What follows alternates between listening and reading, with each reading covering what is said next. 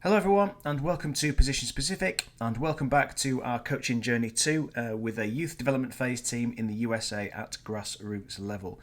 So we are up to week 4 now. Apologies about last week, week 3 going out slightly late on Tuesday instead of Monday. We are aiming for Mondays each week and we had a couple of technical issues last week, so Monday was not possible, so we got it out on Tuesday, but we will aim for Mondays from here on out.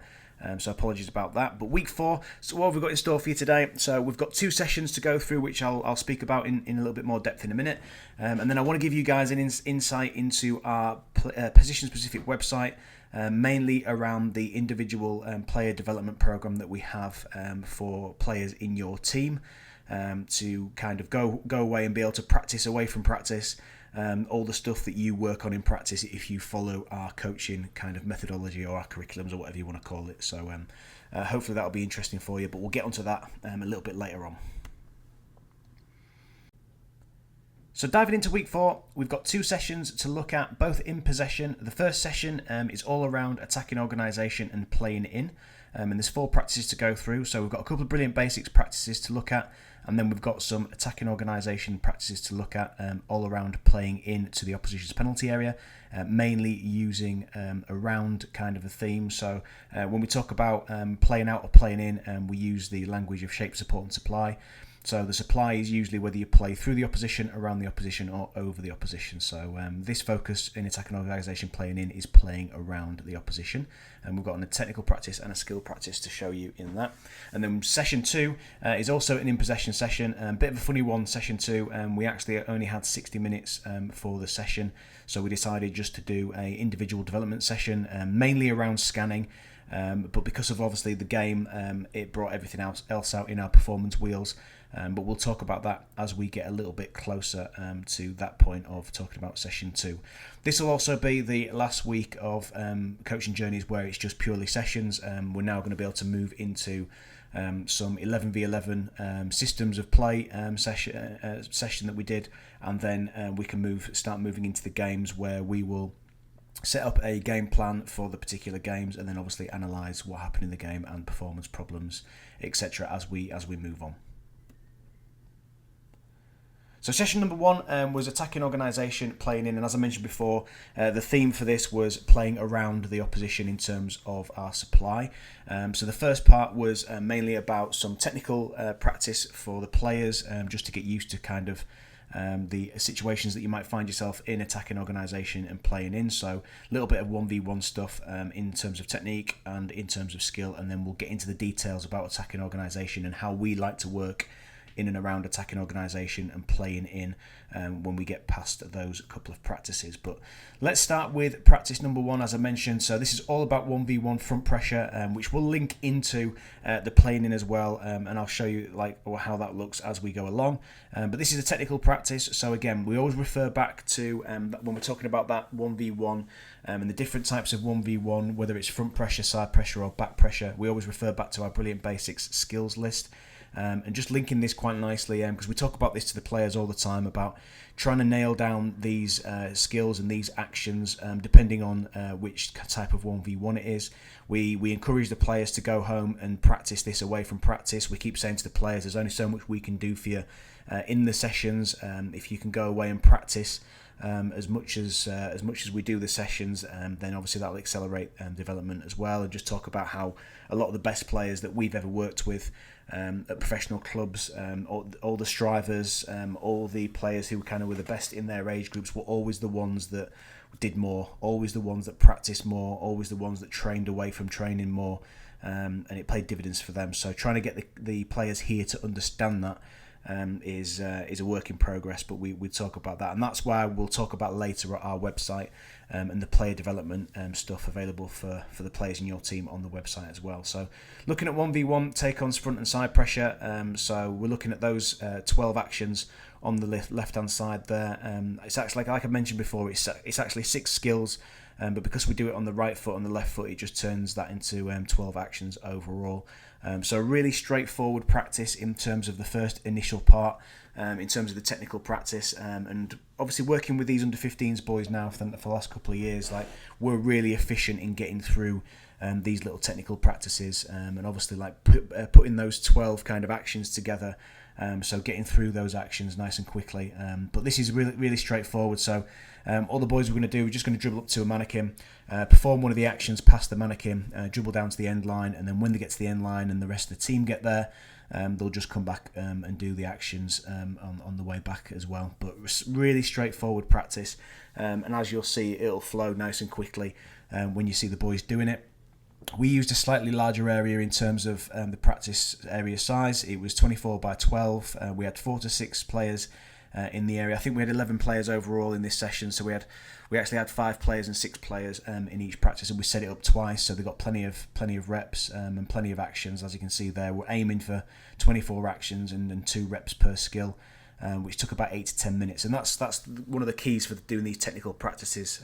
Like obviously, there's always a huge debate about unopposed to opposed practices, and obviously you'll see a little bit of a line in this practice for players as well. But when you're keeping these practices down to kind of 10-12 minutes max, then I don't see an issue with it, and from my experience the players don't see an issue with it as well. And I always talk to the players about, look, we're going to do this technical stuff, you're going to be unopposed, but straight afterwards you're going to be into a 1v1 where you're going to be opposed up against a defender. So it kind of gets the mindset ready to, they understand that they're going to have a little bit of a practice, and then they're up against a real defender, and it's going to be kind of full intensity. But let's have a look at the boys doing this for real.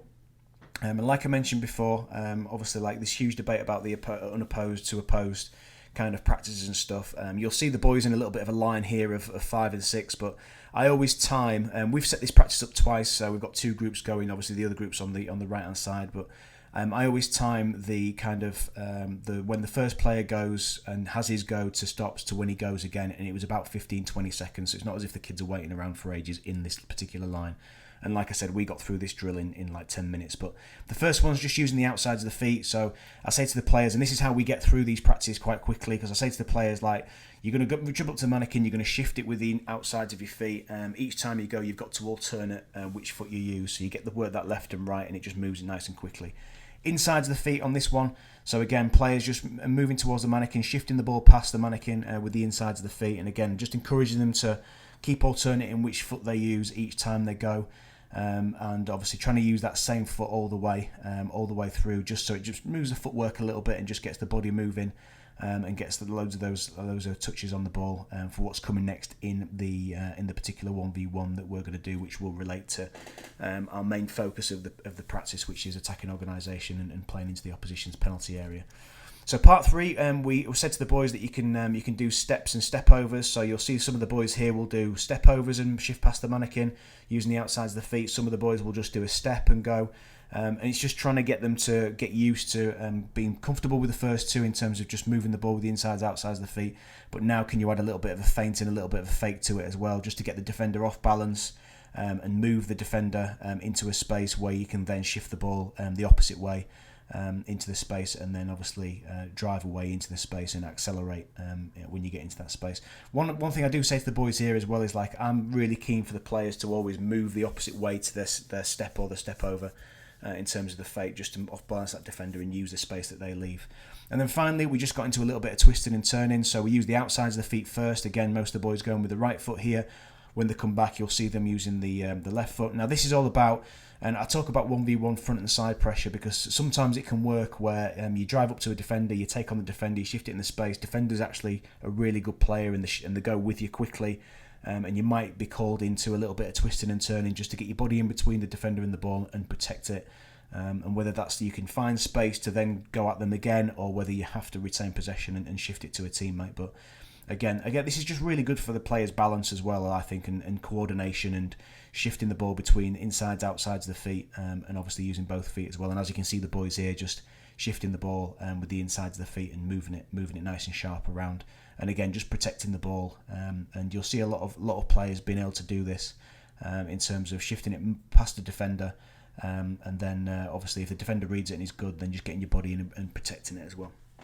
So from that, we took it into a 1v1 front pressure skill practice.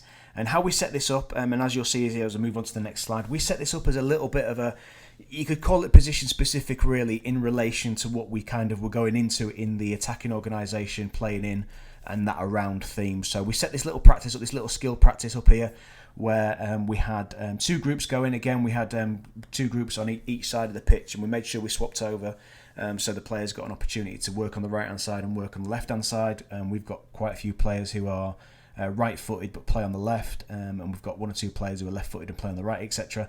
So it was just important that we make sure that the boys shift across the pitch. But as you can see here, real straightforward. So defender plays the ball into the attacker, and then obviously the attacker's got two gates to attack. So one gate simulating driving down the outside, and then the other gate simulating driving on the inside. So again, you can call it a little bit of position specific, and we'll get into a little bit of, as I said, when we get into the playing in the attacking organisation, one of our kind of themes in attacking organisation is commit and drive from the players. So that's the 1v1 element, but you might commit to drive on the outside here, you might commit to drive on the inside. So we use a medium sort of square in terms of a 16 by 16. Again, we had 5 and 6 players in each group on each side of the pitch, and we had 8 little games. So each game was about 30 seconds long in terms of the 1v1. So we made sure that the players had a minimum of 8 games per player. So they had plenty of goes at trying to 1v1 and drive down the outside or drive on the inside. And again, it was another short practice. So 8 to but probably about 10 to 12 minutes was this one. And one thing, sorry, I didn't mention before, was like if the defender did win it, we asked the defender to drive over the line that doesn't have a gate on it.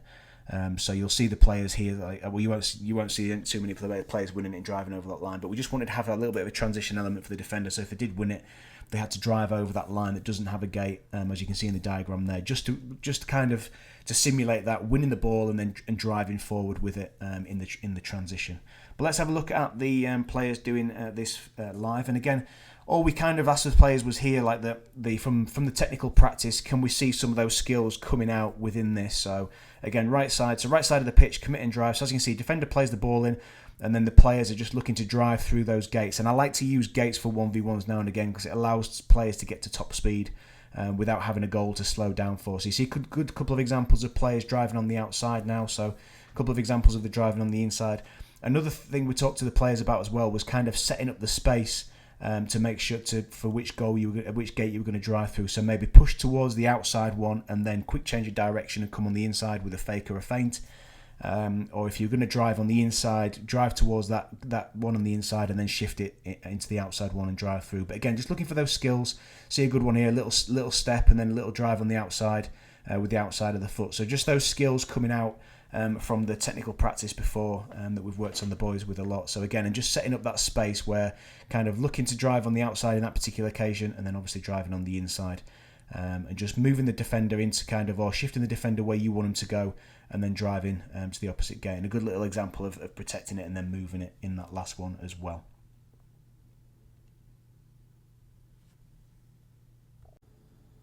So following on for those two practices, we're now getting into the main theme of the session. So attacking organisation, playing in and playing around the opposition. So practice 3 was a technical practice.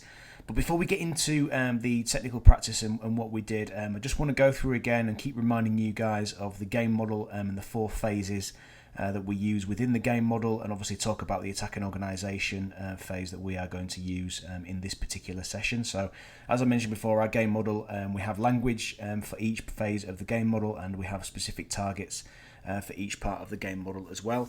Obviously in this particular session we're focusing on attacking organisation, so again, language of shape, support and supply.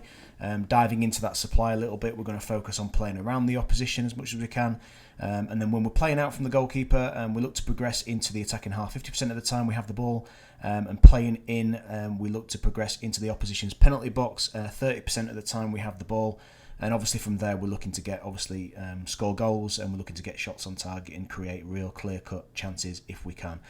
Obviously you guys will know scoring goals is probably the hardest part of the game, so attacking organisation, playing in, is really, really difficult.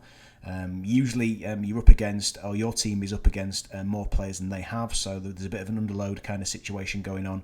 So it is really difficult to score goals, especially when teams defend a little bit deeper and kind of get all their 11 players behind the ball, and you end up attacking that with kind of at the most 10 players, obviously not including your goalkeeper, but sometimes obviously if your centre-backs obviously are securing possession or having that security behind the ball, then that can look like 8 attacking 11 players maybe 10 players if they have a centre forward higher up the pitch as well. But my point is that it's really difficult.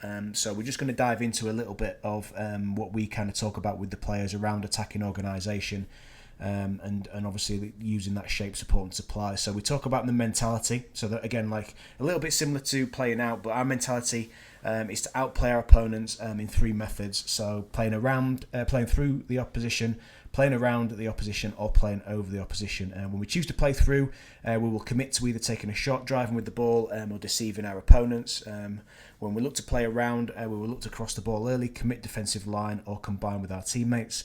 And then finally, when we decide to play it over, we will aim to pass the ball over the opposition's defensive line using a dink or a driven pass. Again, when you're playing over in the attacking half of the pitch, obviously the space is very limited. So the over passes have got to be really accurate and really kind of cleverly delivered. And that's why we talk about dink and driven passes. But our focus is to maintain the correct structure around the ball, allowing us to sustain attacks while preventing counter-attacking opportunities for the opposition as well. And our objective is to move the ball into the opposition's 18-yard box in a controlled state. And this can be done by a shot on target, a pass, a cross, or a dribble. And obviously our target is 30% of the time playing in. And just to recap it in terms of that language we talk about as well. So shape, obviously like 3 to 5 seconds to get into the correct shape and create that +2 to control possession of the ball. We look to support, so supporting angles beyond, beside and below to win the space against your mark or the opposition units.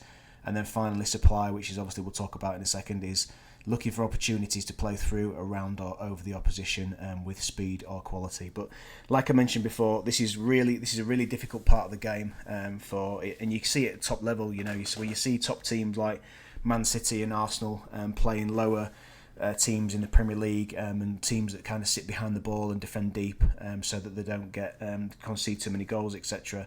It becomes a really difficult scenario, and that's for the top teams.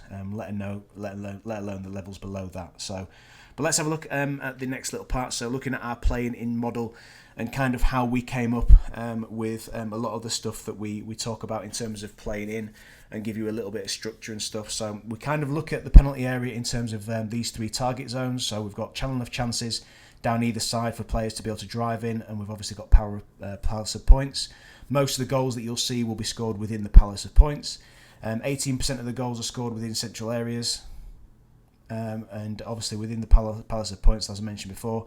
24% of goals are created from central areas, as you can see here, and then 18% of the goals are created from wide areas. So we're going to be looking at the wide areas more than anything today. But again, we're looking to play through or over, and that usually comes from central areas. And we talk about, can we commit the defensive line? So can we shoot, drive, or deceive? Or can we combine with our teammates? That may be slide pass, double pass, or a third man combination. We look at talking about, can we dink the ball over the defensive line in terms of playing over, or can we drive the ball over the defensive line? So you think about that Kevin De Bruyne kind of space that he gets in terms of where he delivers those balls from, and call it that half space if you want, but that's where we're looking to kind of drive those crosses into. When we're looking at around, so we're looking at, can we cross it early? So that could be a drive cross, a dink cross, or a drag cross. So a drive cross is that Kevin De Bruyne one that I talked about, where you whip it really, really early, and you whip it and you try and get it in between the goalkeeper and the defensive line. And obviously we talk about dink crosses, so that's if you're driving towards the goal line and you get to that point where you just hang it up to the back post for players arriving. Or again, a drag cross, so again you're in that channel of chances, can you drag it back to one of your teammates or cut it back to one of your teammates so they can have a chance on goal. Can we commit the defensive line? So that could be driving with the ball and dribbling with the ball and taking players on 1v1, which we've already worked on in terms of what we're going after in attacking organisation. And can you deceive as well? So that's just like clever passes where, and again, we'll work on this in the practice. But again, if you think about that Man City kind of Kevin De Bruyne making runs into the half space and making runs into those channels on the inside of the full-back and the centre-back, and then obviously passes getting slid down the side for him to cross as well. So those types of little deception things that the players can do. Or can we combine with teammates? So double pass or third man combinations, and we'll work on a bit of a double pass scenario within the parts of the technical practice that we're about to go into. But we're always looking to maintain the correct structure around the ball, allowing us to sustain attacks while preventing counter-attack opportunities as well. So within that first practice, you'll see me talking about that as well, and talking to the players who are behind the ball to obviously close the space down, so we're ready for that defensive transition, which is inevitably going to happen at some point within this as well. But that's kind of our playing in model, and kind of a lot of the detail we go into, and kind of a lot of the detail we look for, and look for the players to obviously not fully understand, because it's always a work in progress, but kind of giving them those little bits of language and those little ideas where they can obviously hopefully go out and execute on the pitch as well. And like I said before, guys, like obviously the whole coaching journey is about ideas, but especially in this attacking organisation playing in. Yeah, and a lot of stuff that we do, we're just giving players ideas, and at the end of the day, they've got to go out and make the right decision at the right time. And we can only put them in the scenarios and hope that comes out. But again, like I mentioned, this is a really difficult kind of scenario. So motivating players and being really positive with players and encouraging them to keep trying to do these things to get into the opposition's penalty area. Okay, so practice 3. So the first kind of practice that we did within this attacking organisation playing in was another technical practice. Again, we had 11 players for this particular session.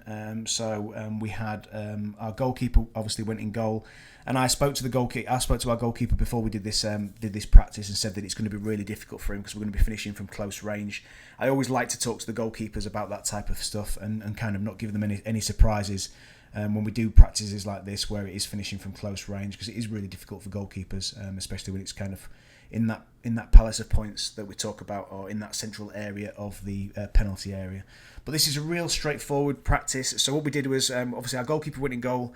We then had 10 players, outfield players, who set up, as you can see in the picture there, and we just had the mannequins for a little bit of traffic in terms of obviously not having obviously 11 players to go, another 11 players to go against in 11v11.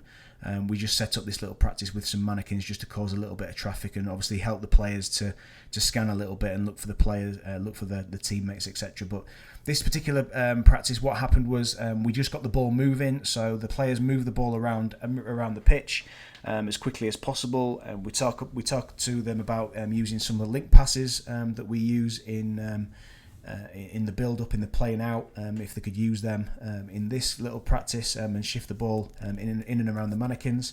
And then as soon as I blew the whistle, whichever side the ball was on in relation to that central line, we wanted to shift the ball to the opposite side of the pitch, and then we would work through the 4 parts, or the 4 ideas in terms of playing around. So the 4 parts were all about getting it into the wide forwards' feet, and then letting them drive and dribble with the ball into the box, and then obviously cross it to one of their teammates arriving into the box to score on goal. Part 2 was all about having a little bit of a combination, so having that ball go into the wide player, and can he combine with the attacking midfielders to get down the side and get into the channel of chances, and obviously pull the ball back for the players in the box.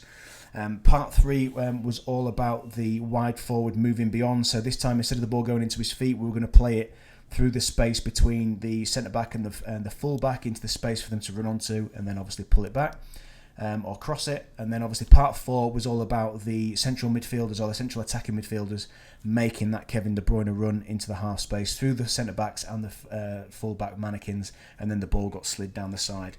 And what you'll notice in this as well is, like, we always try to get 4 players in and around the box in finishing kind of positions. So we always talk to the number 9 about getting across the front post, and making that kind of diagonal run across the front post, and timing it to get across the goalkeeper, just to cause a little bit of a problem. And we usually find that centre forwards get lots of goals doing this. We talk to the opposite wide forward to where the ball was coming in, about getting in at the back post, and then we talk to the 2 central attacking midfield players about getting on the edge of the box for those drag crosses that can be pulled back to them. And then for the rest of the team, we spoke about, and you'll see the team doing this as well, we spoke about, can you just squeeze up the pitch and close the space so we are ready for defensive transition. Even though not playing against anybody, it's just important for them to do that, and just get ready to get on the balls that come out or that don't work out, and then can we sustain attacks and continue to keep playing. I know you'll notice in this as well that, like, the kind of the fullbacks are not really getting involved in this. in this particular practice. We do in games, however, like depending on which side it's on, the fullback will be involved. But we like to have our fullbacks in more of a supporting role to recycle the ball across the pitch rather than them overlapping the wide forward. Like the wide forward to stay wide and then him drive or get the opportunities to drive and to take players on. So and sometimes we'll talk to the fullback about if the wide forward's inside, then that's the opportunity, or even for the fullback to kind of make those central attacking midfielder runs as well. But in this particular practice, you'll just see them holding back kind of. So we used half a pitch for this, so 65 by 70 yard area.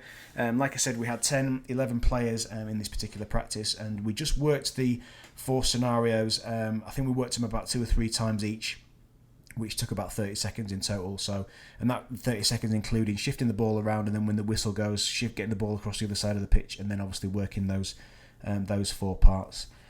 So this took probably about 15 to 20 minutes to get through everything, and as you'll see here. Okay, so let's have a look at the boys doing this live. And the first one we're going to look at is the wide forward committing and driving. So as you can see here, so the boys are just going to, I'm just going to pause it here. So the boys are just going to shift the ball around the pitch, nice and sharp, probably like maximum 2 touches if possible. And we've just got the boys to like think about the link passes that we use around in terms of the link passes we use for around and through. That we use for playing out, because they can still be relevant in this area of the pitch as well. So I've got them to think about that a little bit, and we also got them to think about the wide rotations that we try to do as well. So that includes the fullback, the central attacking midfielder, and the wide forward. And you'll see one coming up in a second in this particular little bit as well. But again, like so, we got the ball on one side of the pitch, and then obviously when the whistle goes, and you'll see the rotation just coming in now, with those players just moving there. So shifting it nice and quickly. And then obviously, like as soon as the ball we get the ball on one side of the pitch, then I'll blow the whistle and we'll shift it to the other side of the pitch really quickly. What I did say to the boys was, if you do a rotation, just hold it and the ball will come back to that side, just so that players in different positions get opportunities to do different things as well. But the whistle's gone now, so we'll shift it across the pitch. We'll get it into the wide forward, and then he's just going to drive, like you can see now. So he's just driving into that channel of chances area that we talk about. A little drag cross, and then a good finish at the end of it as well. So part 2, we looked at the wide forward and central midfielder to combine. Again, you'll see the boys shifting the ball across the pitch nice and quickly. Now, this wasn't quite the combination we wanted from the player who's going to play the ball through. And as you can see here, he's just getting on it. So he's just going to turn on the ball, and he's going to play it into the gap, and then the wide forward is just going to move into the area and obviously cross and finish. So we're actually looking for a bit of a 1-2 in terms of this particular combination that we were looking for, and I think you'll see it when it goes onto the other side when we shift it, and you'll see the proper combination a little bit here. But again, moving the ball quickly, nice and sharp, kind of going through all the things that we do in terms of playing out and the build-up kind of phase that we talk about as well. But again, just keeping the ball moving nice and quick. As soon as the whistle goes, that's one of the link passes there, which I'll get into later on in the coaching journey. But as soon as the whistle goes, shifting the ball across the pitch as quick as possible. And I spoke to the boys here about missing people out, and we'll just see the combination first in terms of little combination there and then play through. But I talked to the players about missing players out as well, so kind of not playing to the nearest person to you at times, kind of missing people out. So that might be second centre back, it might be going from like one centre back into opposite full back, etc. Part 3, so wide forward moving beyond. Again, getting the boys to shift the ball around the pitch, getting them used to shifting the ball around the pitch in this area, and then that pass there through the centre back and the full back for the wide forward running onto, and then a finish on goal eventually after coming off the crossbar. There's a brilliant example of this in the FA Youth Cup from Man City as well against Leeds, where the centre back played that ball through that area for the wide forward to run onto. It was an exceptional pass, so we'll try and get the boys to do that as well. And then finally the last one, this is the Kevin De Bruyne run into the half space between the centre back and the full back. So again, the boys moving the ball around. As soon as the whistle goes, can you get it across to the other side of the pitch as soon as possible? Again, missing people out just to speed that play up. So you might see a couple here in a second. But again, like so, you'll see here, so centre, when it goes to the full back, taking a touch and playing into the attacking midfielders, and then obviously shifting the ball really quickly. There you go, so missing a couple of players out into the opposite centre back, and then into the players and shifting it across the pitch, keeping the play as quick as possible all the time. And here you go, see the central attacking midfielder running into the space. Wide forward plays the pass and then joins in the attack as well. and just trying to get that number 9 to get across the goalkeeper as well. So again, really straightforward practice, just working on those 4 ideas and those 4 parts, trying to help players understand the kind of things we want them to do in this area of the pitch, with a full build-up as well of the rest of the team as well. From that technical practice, we took it into a skill practice, again with that focus of playing in and playing around the opposition. So this was the skill practice setup that we used. So this was, as I said, like because of the numbers that we had as well, we made sure that we kind of played. We obviously wanted to do a skill practice and kind of put to test or give the players an opportunity to try and get some of those scenarios that we just worked on, so some of those outcomes up against real defenders. But again, because, and you guys will know this, like when you're always adapting in terms of the players you've got and how many players you've got, always kind of change the plans of your session. But we managed to get to this scenario here where we had 12 players overall. So we managed to have obviously a goalkeeper in goal. We had 5 attacking players, so we had 2 central attacking midfield players. We had 2 wide forwards and we had a centre forward, and against 7 defending red players. So that included the goalkeeper and a back 4 of red players, so 2 centre backs, 2 full backs, and then 2 kind of double pivot, if you want to call it, defensive midfield players, or just 2 central midfield players to play up against. So as you can see there, guys, so it's a 5 against 7, which is a really difficult scenario as it is anyway. We made the pitch quite tight in terms of the length of the pitch that we were going to use, and obviously we went full width. And all the players we're going to do here. So the white team just got opportunities from a ball off the coach, and just obviously got opportunities to attack the goal and try and see if we can get some of those around outcomes we got from the technical practice into a skill practice against real players. And then obviously the defending team, if they won it, then we looked to see if they could build out and score in the little goals as well. And we just played normal rules. So if the ball went out for a throw in, we'd take a throw in. If it went out for a goal kick, or a corner, we'd take a goal kick or a corner, and obviously we gave the defending team an opportunities to build out as well, in kind of their normal playing out shape as well. So we used an area of we were in half a pitch, so we used the full width of the pitch, which was 70 yards, and then this was probably half of a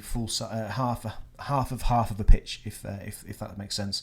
So it's probably about 30 to 35 yards in length. And obviously we used 12 players, and we played 8 games of 1 minute. So basically what that means is like that we played as many games as we could in kind of 1 minute kind of games. So if the ball went dead, we'd either take a throw in or we'd start again. If it went for a corner or goal kick, we'd do that and play it out, or we'd start it again. Or obviously if a goal was scored, we'd start again as well. And what I tried to do is we did this in 2 parts as well, and we gave the players 10 footballs. So we gave the attacking team effectively 10 opportunities to get into the opposition's penalty area and ultimately score goals. And we just felt that if we gave them in 2 parts, if we gave them 10 footballs per part, obviously that's 20 footballs overall. We were just looking to see how many of those opportunities we could get into the opposition's penalty area, and then obviously you can put that kind of towards your target of that 30% of having the ball. Can you get into the opposition's penalty area and create chances on goal? So we played this practice for a little bit longer than 10 to 12 minutes. It was probably about 15 to 20 minutes overall. But let's have a look at how the players did. And again, in these scenarios, it's really important to keep motivating the players and encouraging the players to continue to do the right things as much as possible. So I'll just pause it as it starts here, but these are good examples of the wide forward. I'll just pause it here so you can see the setup. So you can see, as I said, it's a real tight area, probably no more than 35 yards in length, and obviously full width. And obviously you're playing 5 against 7, so it's really difficult. But so we're just going to give you some good examples of some successes that we had in terms of what we just worked on in the technical practice. The first one's the wide forwards driving with it. So good shape, good width from the wide forward, good opportunity to drive 1v1 at the full back, and it eventually gets down the side and creates a corner, which is a little bit of a success in terms of obviously driving into the penalty area. Other one as well on the other side. So again, good shape. You see the attacking midfielders nice and spread out, and obviously good opportunity for the little bit of a turnover there as well in terms of a good defensive transition, winning the ball back, shifting the ball to the other side of the pitch. But like I go back to the shape, so having the attacking midfield players in those channels, those half space channels, having the wide players as wide as possible, and then obviously centre forward in those central areas. But again, another opportunity, a good 1v1 opportunity for the wide forward there to drive and try and get into the opposition's penalty area, obviously forcing another corner there as well. So wide forward beyond some, I'd say, good practice. We didn't quite achieve what we wanted to achieve from this, but the runs there and the passes there in terms of what we're looking for, we didn't quite get on the end of it in terms of, obviously it went out for a goal kick. But again, good intentions, and always encouraging the players to have good intentions in this area of the pitch. But again, here, really good shape in terms of what we were looking for. Shifting the ball into wide areas. Good little movement there from the centre midfield player to create a little bit of space so we could come out and around the other side.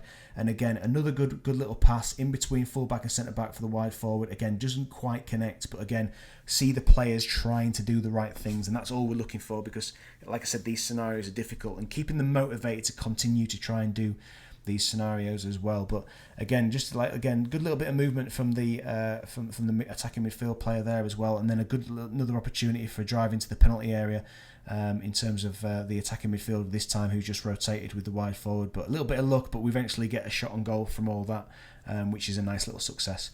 So centre midfielder, centre midfield player, moving beyond again. So again, here you'll see it. Sometimes it works really well. Good little bit of movement there, but again, sometimes it works where we slide it down the side. Sometimes, like in this scenario here, it works where we create space, and then obviously the wide forward can come inside and have a shot on goal.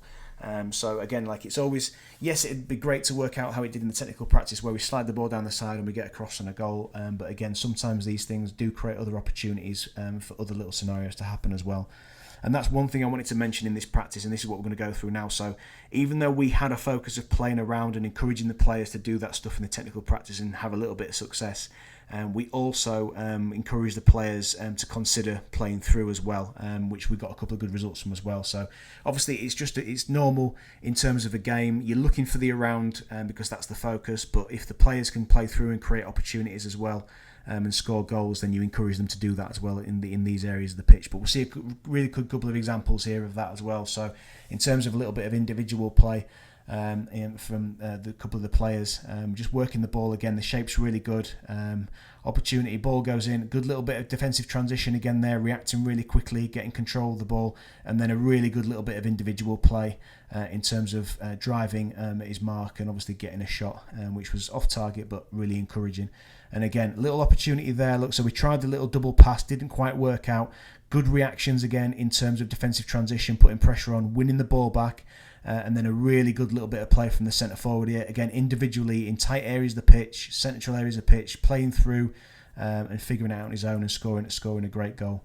And then another good opportunity here as well in terms of another goal. So another good opportunity in terms of a player using his individual skills and going and scoring. So again, like I said before, we had a focus of playing around. We worked on that in a technical practice. We got obviously opportunities in this skill practice, playing 5 against 7, to see if the players could get any of those outcomes in this, which they didn't quite produce the kind of goals we did in the technical practice, but there was encouraging signs there that they were trying to do the right things. And again, that's a motivation for the players to do that. But again, even though we had that focus of playing around, we had some good success at playing through as well, which when you've got good shape and you've got good support and supply, then you'll get opportunities to play, use the other parts of supply as well, even if you focus on one of the around. And from the 20 balls, we managed to get into the penalty area and create some chances on, I think it was 5 or 6 occasions, which would put us around 25% to 30% kind of in terms of that target as well. So it's encouraging signs from the players in a really, really difficult scenario. Moving on to session 2, an in-possession individual development session. Like I mentioned before, we only had 60 minutes for this particular session due to games that were happening on our AstroTurf pitch here at the club. So as you guys all know, like adapting to various things is always the case for a coach at all levels, not just in kind of grassroots or even in academies or even at elite level. You're always adapting to what's going on around you and adapting your sessions accordingly as well. So hopefully, like if you guys have got any comments about adapting sessions and having to adapt sessions, that would be great to hear from, because I'm sure all coaches go through the same thing. But yeah, 60 minutes for this particular session. So we decided to focus on individual development in terms of in possession. And as you can see here, in terms of our performance wheels, so in possession is all about scanning, moving, receiving and releasing. So we decided to have a bit of a focus on scanning as much as possible, and trying to make the boys more aware of obviously what's around them, but more aware of how scanning can help them and how scanning can make the game so much easier for them as well. So we talked about scanning in terms of can they see the ball, can they see the danger of the opposition, and can they see the next move that they're going to execute. And because obviously we played, we do a little bit of technical practice and then we do 2 skill practices, and again, because it's the game, then obviously all the other little pieces fall into place as well from scanning. So and we always talk about that if you get the scanning part right and you get your moving right, you'll be able to receive it with an open body to progress, and obviously your releasing will be of quality as well. So it's important to get that process in the right order and as much as possible. Otherwise, you could end up in that little bit of a 1v1 closed body protecting the ball in personal possession kind of scenario. But yeah, main focus of scanning. But like I said, because of the game, the other bits came into play as well, which I'll talk about as we go through this particular session. So practice 1 again was a technical session, technical practice, so that players could kind of get used to the types of scanning stuff and little bits of detail around it that we wanted to talk to them about. So this practice is a really straightforward one. So the player in the middle of the diagram, as you can see there, is going to stay in to receive the ball twice. What they're going to do is they're going to scan over the shoulder for some movement from their teammate on the line behind them. Whichever way they move, they're going to move to the opposite direction. They're going to receive the ball and then play a pass to the teammate that's moved. Everyone will reset, and then the player will do the same, going the opposite way, and then the player in the middle will change. As you can see there, the player who played the first pass will come down to the opposite group, and will reset the player in the middle. He'll scan, he'll move again, receive the ball, and then play it to the teammate, and then that's when the exchange happens in terms of the players, and the practice will continue. So like I said here, that we talk to the players a lot about body shape when they haven't got the ball, especially in out of possession. But because this is in possession, it's quite kind of the same thing. So we talk about having that side on position, kind of ready to go forward if that's what the case, and if that's what the scenario kind of helps them to do, and that's what the game requires at the time. But we just feel that side on position helps players scan much easier, rather than having that square on, shoulders and feet facing where the ball's coming from, and having to look over your shoulder and turn your neck. That side on position just helps players scan a little bit easier. And then from there, obviously, like we wanted a nice little bit of sharp movement left or right. And then obviously the boys are going to receive with an open body, back foot, and progress forward, and just obviously have that quality of the pass at the end of it as well. So we used a large area size for this. So we used a 20 by 10 size area, and we had 3 or 4 players in each area. We set this up twice because we had 11 players overall for this particular practice, and we wanted to get 12 reps per player. So like I said, the stay in for 2 each time. So by the time we'd gone through the 3 or 4 minutes in each part, then they'd have got like 12 reps per player in terms of the scanning. And we actually did this twice, so it took a little bit longer than 4 to 8 minutes. It was actually probably closer to 8 to 10 minutes. But let's have a look at the players doing this for real. We're just going to have a look at the setup first so you can see exactly how it works, because it can be a little bit confusing at the start. So as you'll see here, so the player who plays the first pass will run all the way through to the end of the opposite group. Player in the middle scans, moves depending on what the opposition player is doing, and then we'll work back the same way, scan again, play through, and then that's when we'll change the player in the middle. So that's the setup that you can see from the players. So the player who plays the first pass always runs all the way through to the opposite end, so that means that the player in the middle can stay in twice. And I want to talk about some of the good practice that was in here now. So this is a real good example if I pause it there. So look at that body shape there, that side-on body shape. Just makes it easier to scan. He's already scanned once on his way in. This is his second scan now, before he even gets the ball, looking for the player who's about to move. A little bit of movement, scans again, and scans a 4th time before he gets the ball. So real good example there of the body shape. and then obviously having 3 or 4 scans to know where the ball is and where the teammate is as well.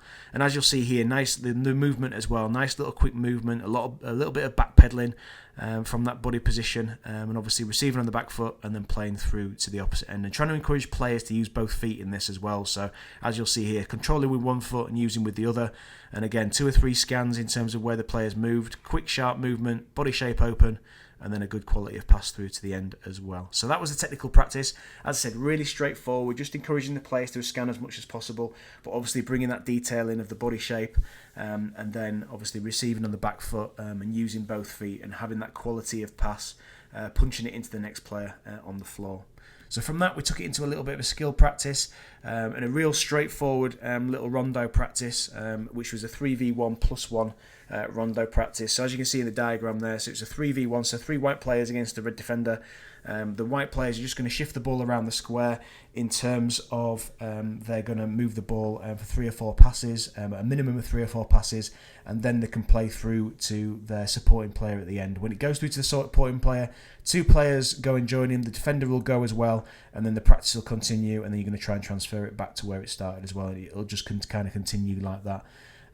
But again, like just adding that defender in there just adds that scanning element of knowing where the ball is, knowing where the danger is, and then obviously knowing your next move, which in this case could be playing to your teammates in the same square, or getting to that 3 or 4 passes and then playing through to the player that's furthest away as well. So, and I love 3v1 rondo is probably one of my favourite ones, just because it forces the players to move a lot and create angles for each other in terms of support. And again, once you get into that type of thing, you can talk to players about the body shape and being open and having that open body shape where they can play to everybody in their area, and they can see everybody as well. So we used a medium-sized area of 20 yards by 10 yards, so that's 20 in length, and then each square was 10 by 10. And we just said that if the defender wins it or if he gets a touch, then change over, because in a 10 by 10 this can be a little bit difficult for the defender at times. But again, 5 players to make this practice work, and we did 3 rounds. We actually did 2 rounds of 4 minutes instead of 3, as you can see there, which took just in and around 10 to 12 minutes with the break in between. But it's a real simple practice for players to get used to. So let's have a look at the players doing this for live. So again, I'll just quickly show you the setup in terms of how it was supposed to work, and how it kind of it all went. And as I say, so 3v1 here, so defender in the middle, just shifting the ball 3 or 4 passes. As soon as he gets 3 or 4 passes, doesn't have to go on 3 or 4. You can get 5 or 6 if you need to. Just depends what the game requires. Sometimes the game will require more depending on the defender. But again, 3 or 4 passes and the game's just going to move from box to box. So a couple of good practices here. And again, like just looking for the scanning. So making sure that the heads are moving, making sure that they're looking for the teammates, know where the defender is. And then as you'll see, the movement's good in terms of obviously moving to support all the time. And I always say to players, even when you've passed it, just give a couple of yards movement just to support the player on the ball in case they need to come back to you. And we also talk to the players as well about the possibility of being under pressure and using the 1v1 skills. But again, good little bits of movement, body shapes, getting open enough to be able to play to the teammates, and obviously play forward as well. So again, really simple practice, but just chucking that defender in there just brings out the scanning, and obviously that one more thing to scan for in terms of the defender with the ball and the next move, and then obviously the movement.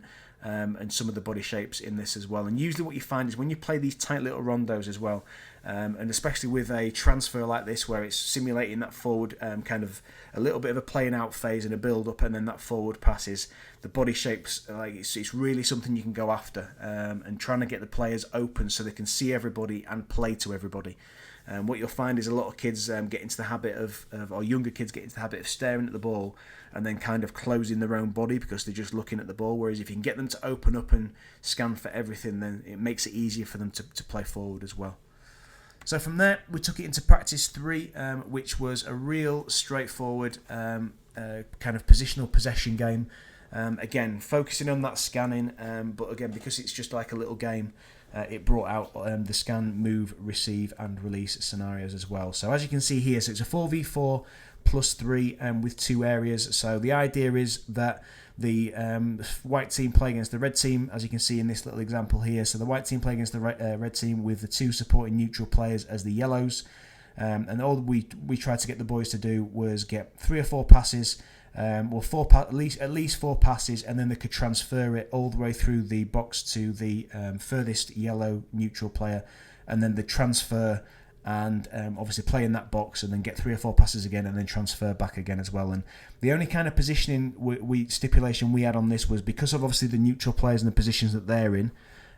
We just asked if we could get at least 2 players either side of the neutral player on the end, just simulating that kind of goalkeeper and 2 centre-backs possibly.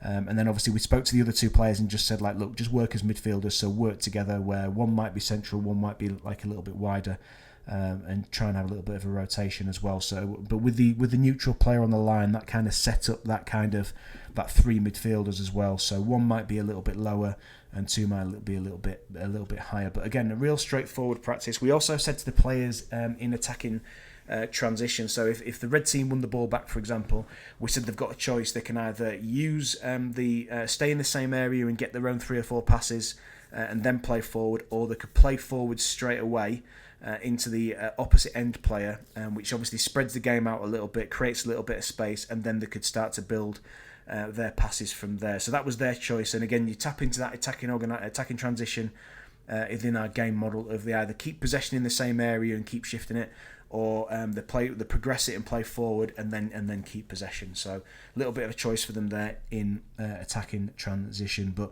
again, once we got into the game as well, we just talked to the players about looking for those moments, those scanning moments where they can get in between 2 of the opposition players, where there's a possibility to play through and split those 2 players. And then obviously, so we talked about the scanning. Can they see those? Can they see the ball? Can they see the danger? And they can see the next move? Can they see that move to be able to execute it? And then it was all about moving. So moving into that space, and then obviously having that open body, back foot, and releasing it into the furthest neutral player. We used a large area for this, so we used a medium area for this. So we used a 40 by 20, so effectively 2 20 by 20 boxes. We had 11 players, and we played 3 rounds of this for 4 minutes, and obviously had the coachable moments in between as well. So this lasted about 12 to 15 minutes with a minute break in between for the players to get a drink as well. But having a real focus on that scan, move, receive, release. So let's have a look at the players doing this for real and how this practice works. So we're just going to start with looking at the setup and how it actually all works. So as you'll see here, so the oranges are going to be in possession. They're going to get the 4 passes, move the ball around, get the 4 passes, and then obviously they're going to transfer it through to the opposite neutral player, using the one in the middle as well, which is a blue player. And that's just an example of how it obviously works. This example here now is of the transition. So as you can see here, so the yellows win it, play straight through just to spread the opposition out and create a little bit of space, and then transfer through and try and keep the 4 passes for themselves. So a couple of little examples here of good practice. So as you can see here, so the oranges are in possession, moving it, and I'm just going to pause it there. So unlikely, like I mentioned before, we're just looking now for players, obviously to just scan for those spaces in between the opposition players, move into that space and then receive it, and obviously play through to the furthest neutral player. And as you'll see here, so one of the orange players here is just having a good scan, trying to get in between opposition players, and just to play forward. And as you'll see here, so then now it's just the ball's just about to go through in between. So look at his body shape as he realises he's going to get on the ball. He's just going to receive on his back foot, a little twist, and then obviously a play through. So that's kind of the stuff that we were looking for within this particular practice. So I always say to players, just pause it again, I always say to players about when you're playing these little practices, and these are brilliant for scanning, moving, receiving, releasing these positional games. And like I mentioned before, I really like positional games because of what it gives you in the game model as well.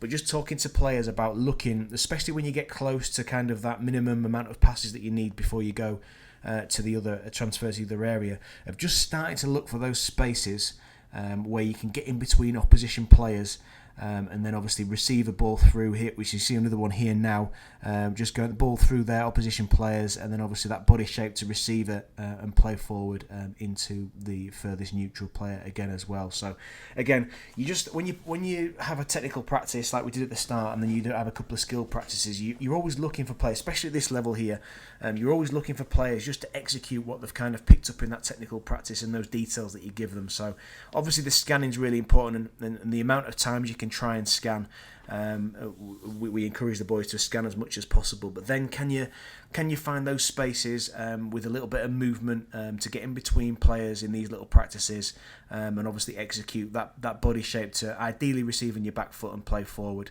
and obviously with the quality of the passing, the releasing skills as well. But these, like I said, like as soon as you get into these skill practices, you're just looking for those moments, and you're looking for those moments of encouragement that the players have picked up, kind of the detail that you get into within the technical practice. Okay guys, that's it for the sessions that we were going to go through in this coaching journey week 4. And if you've got any comments about the sessions and the practices within the sessions and any of the information that I've given out today, or any questions about it or anything like that, make sure you stick them in the comment section below.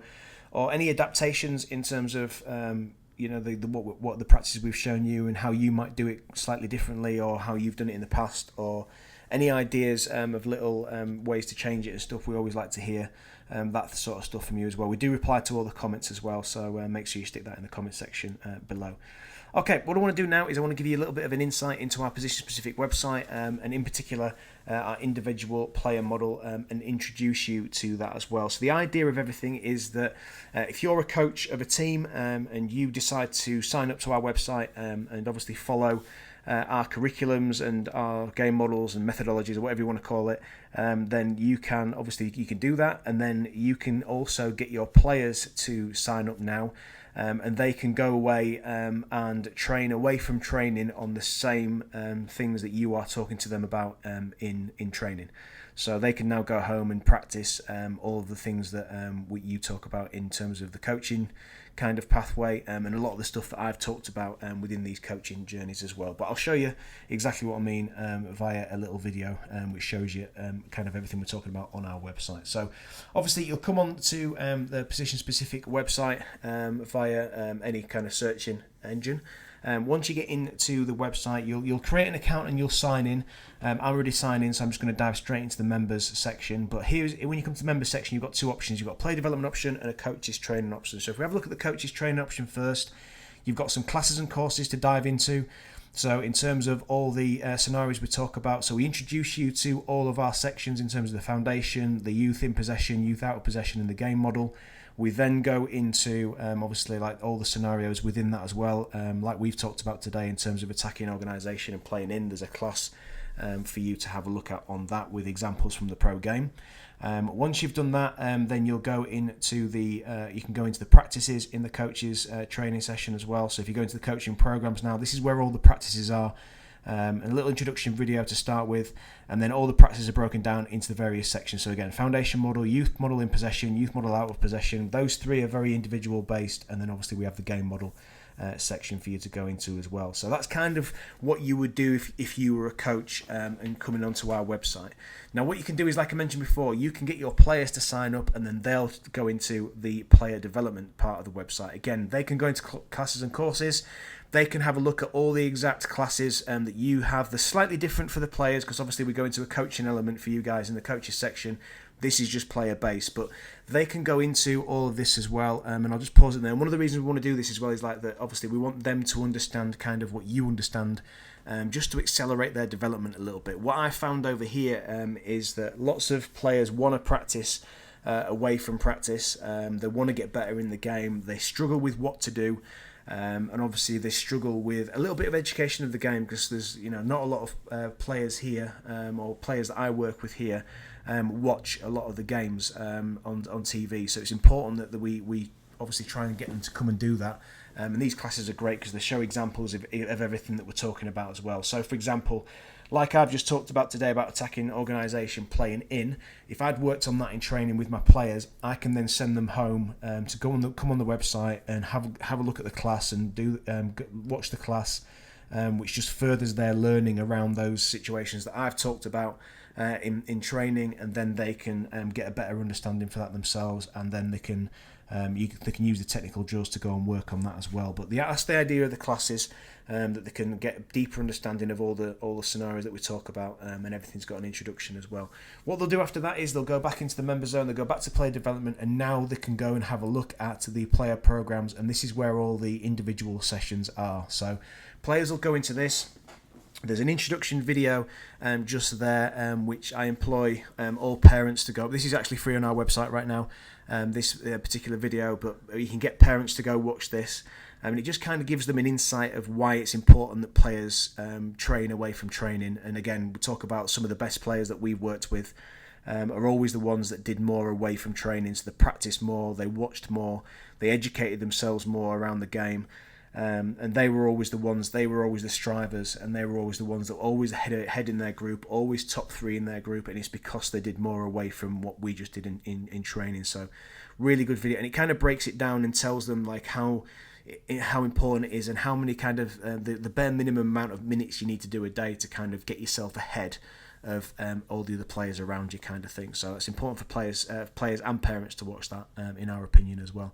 So what they'll do then is they'll come in, and as you can see, it's laid out in exactly the same way as the coaches. So they've got a foundation model, they've got a youth model, in possession, out of possession, and then we've got a position-specific section coming soon, probably around the end of August, early September, which delves into each and every position, so we can educate the players around the position that they're playing, and it all relates back to all of our stuff around the performance wheels, in possession, out possession, and obviously around the game model as well. What they'll do then is they can pick a section to go into, and they can come into, for example, into the foundation model section here.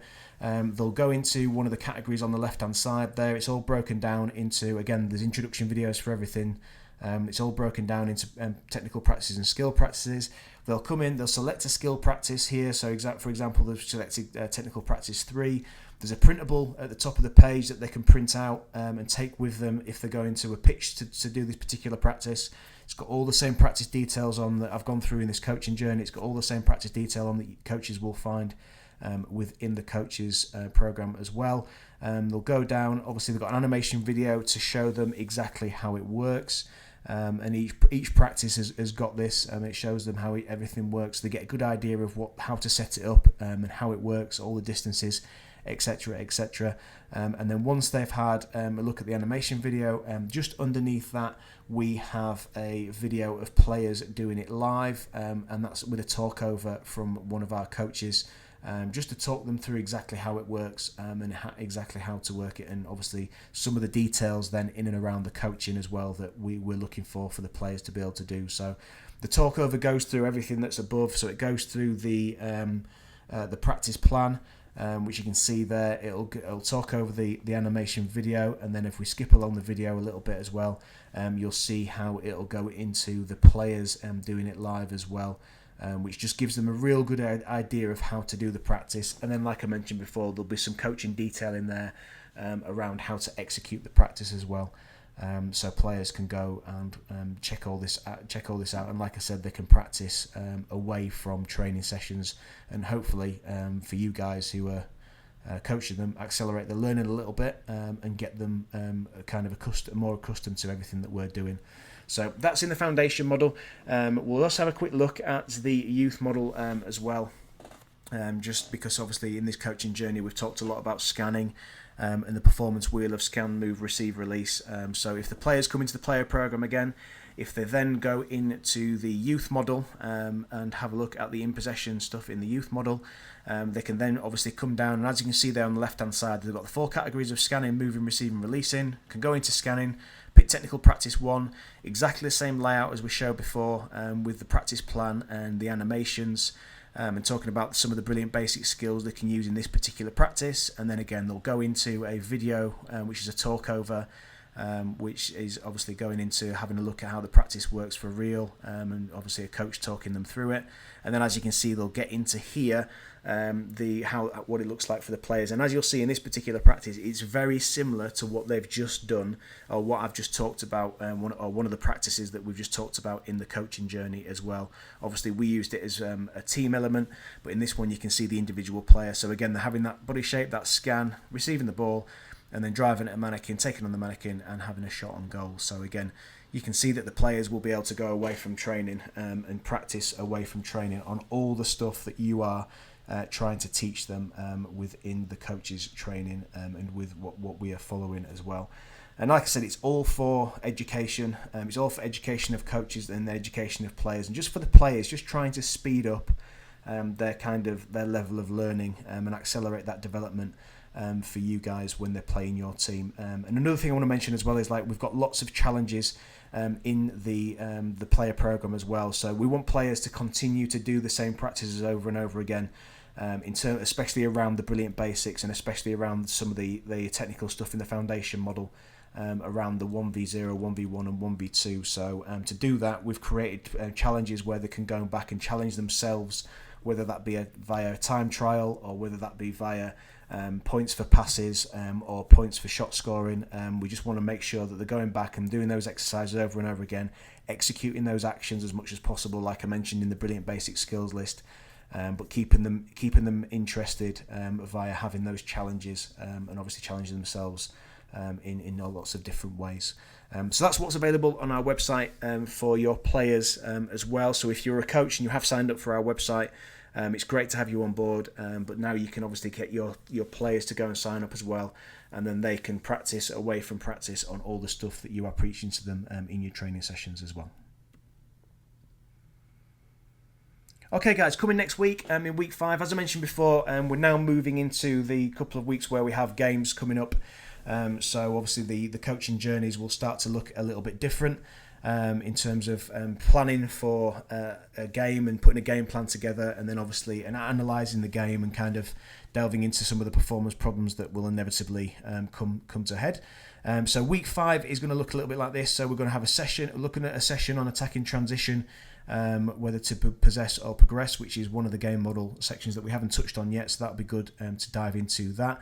And then session 4 is 11v11 systems of play, which if you're a coach and you've dived into our stuff, you'll understand that we're very much into adapting to opposition teams around the different systems that you'll find within the 11v11 game. Just to make sure that we can continue to play our way and use our game model in lots of different systems. But I'll get into that in more detail in week number 5. But for now, thank you very much for watching. If you enjoyed it, please make sure you hit the like button. Like I said, if you've got any comments, make sure you stick them in the comment section below. If you're brand new to our channel, please make sure you subscribe. It really helps with everything that we're doing. And we'll look forward to seeing you next time.